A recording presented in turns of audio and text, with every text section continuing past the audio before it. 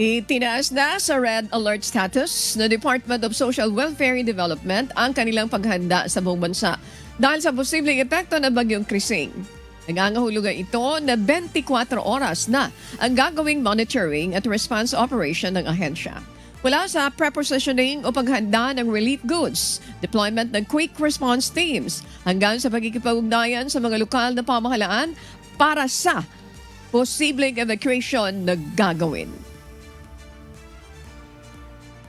Ayan na yung highest level of readiness in anticipation, of course, of an imminent emergency or kapag may mga sudden onset na ng mga disasters.